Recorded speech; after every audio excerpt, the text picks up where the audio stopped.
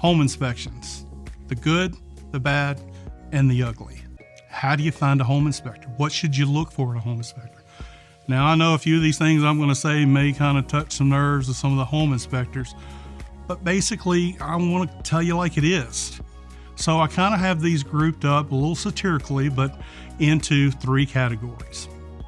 So, and I call it the good, the bad, and the ugly. So the good enough home inspector.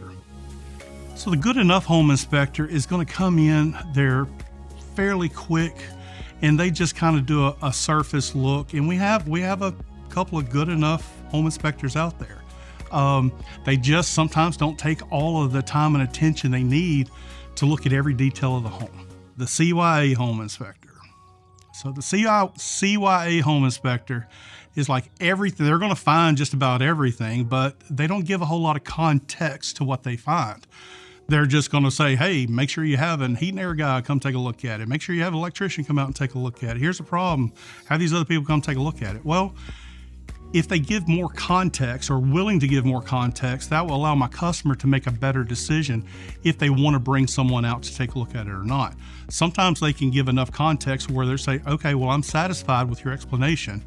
There's no sense in bringing in all these other professionals and running up a bill if that's not what the customer wants. So we need to have some context to the home inspection.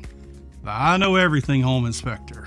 So this one is a little painful because I want the customer, my buyers, I want them to know every minor little detail that does not fit the standards that the home inspectors are trained to. But that does not mean I want that home inspector scaring the customer over everything.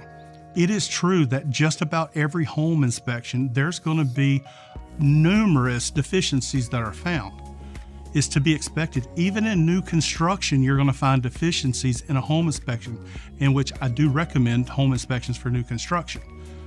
But it doesn't mean the home inspector has to be so in your face to where it's like they know everything and they step outside of their area of expertise and don't give good quality context to what they're trying to say. So it's not about them not listing things. I want them to list everything, but they need to take their ego out of it a little bit and give them good context. The last one is the straight shooter, and this is my favorite.